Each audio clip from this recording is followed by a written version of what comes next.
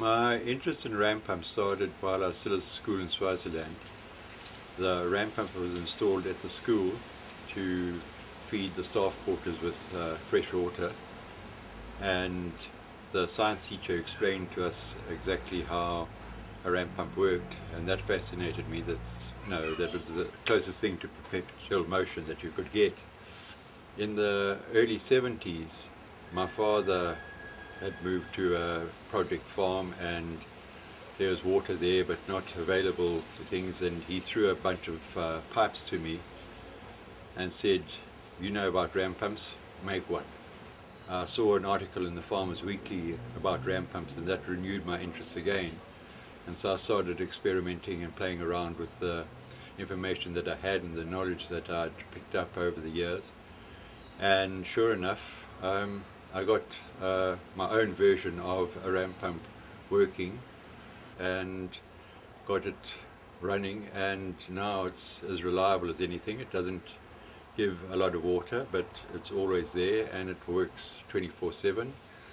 As long as I can remember, my father has been interested in ram pumps and playing with ram pumps and building ram pumps. I remember him spending hours, sometimes staying up all night, creating these things. Basic components of the ram pump, that all these components can be bought over a counter from a hardware shop. There's nothing that is exceptionally having to be specially manufactured. Once you've got all these components together, then you just put the ram pump together and you can install it, and it doesn't take that long to do. And I used recycled batteries to actually melt the lead and manufacture the lead weight using biogas from my own household sewage as the heating agent.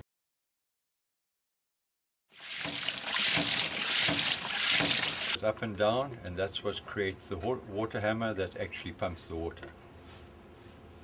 Hi, my name is Akshay Kumar.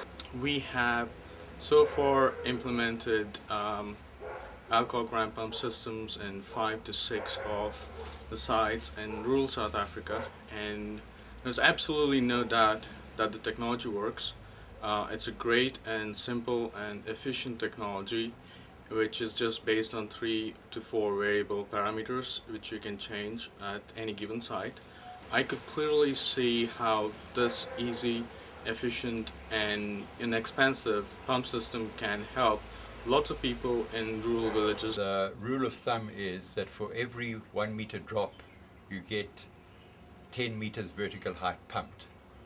Distance is no criteria as long as you're below the optimum height, and so you can pump any distance as long as you're below the height that you originally calculated the tank was. Water from the river comes down that pipe there. There has to be a drop in the pipe to get the water to flow at force into the pump. It then comes through here into the discharge valve. This activates, the water activates the valve, it goes up and down, and that's actually the pumping action. From there, the water is forced back into another non-return valve, into the air vessel. The air vessel then is slightly compressed. It pushes the water through the discharge valve, which takes it to the tank.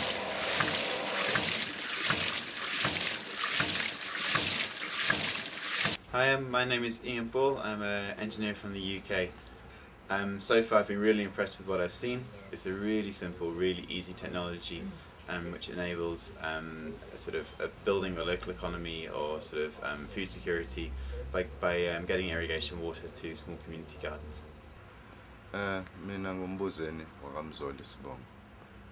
Ukufika kwami la kwaKhanyisani ngibonile umehluko kule misebenzi esengiyenzile eminingi. Ngibona ukusebenza kwama ram pump.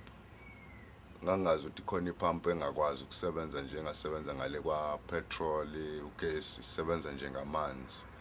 Kuzoba enye okuthiwa isparrow wheel naso futhi sisebenza ngendlela enomehluko ngoba asifuni imali, siyasebenza nje ngamanzi.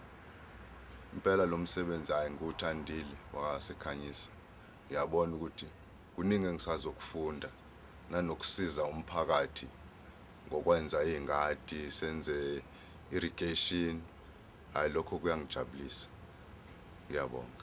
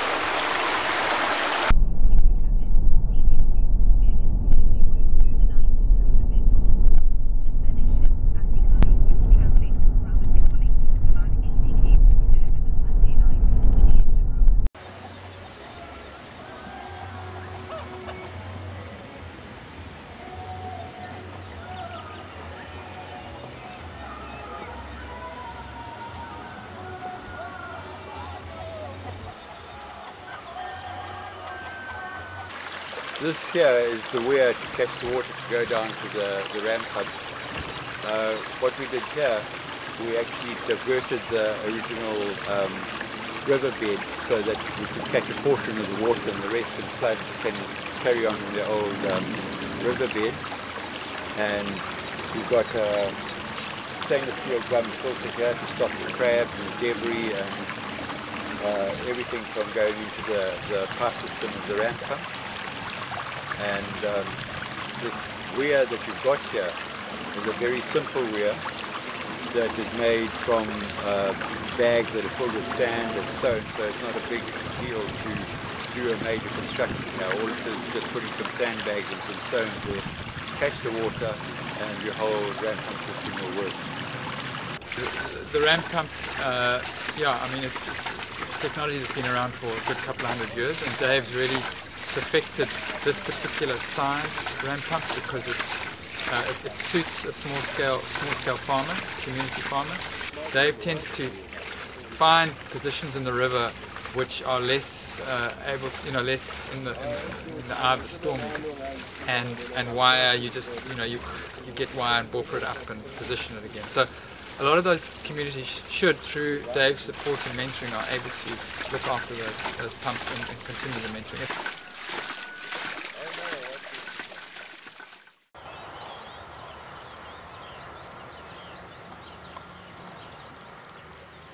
Okay, here's an opportunity. A ram pump could work in this case. It's got the right physical, technical circumstances, the river, a fall, and so we've then put that in, working with the community to put that ram pump in. Dave has, and then you immediately see that garden can now go to scale. That they can do it, and they can get a lot more vegetables out in one season.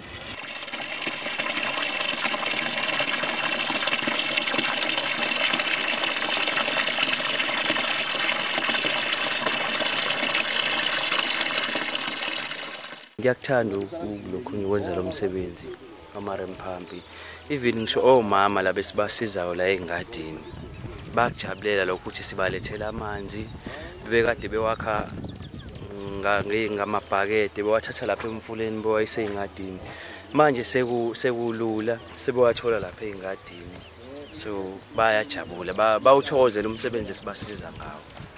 Ngisebenzele kakhulu, siphumelele, siyachela, asikhokhi lutho, kule game akho mali esikhokhayo kule game futhi nje sibona sikhuthule ngempela ngoba siyakwazi nokudayisa noma singakahlukanisi sibona sitholeni kodwa nje ithemba likhona futhi eminyakeni ezayo ukhule sizokuthola masiqhubeka nokuthi siyimisela sisebenza kahle.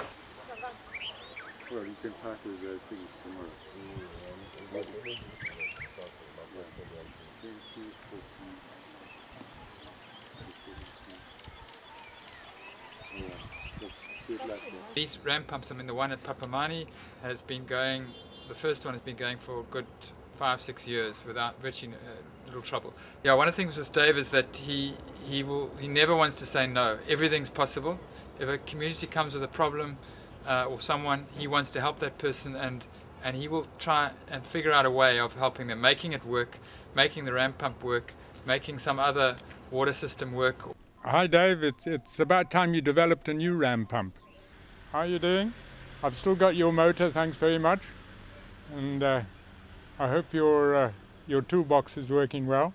You're going to have to start cleaning up the rivers for your ram pumps to work now. Down or whatever, the simple method that Dave's used, because really he's applying his farming practice, which is not using high-tech methods. The high-tech methods, you bolt that thing down, you concrete it down, and then the force of the water in a massive storm is going to break things. So he will use lower technology that the community can sort it out. So sandbags, you've got sand on site for your weir. You use sandbags. The community, when that weir gets washed away, you can fix it. Rocks for the weir. The rocks are there. You put them there. It gets washed down. You put it back.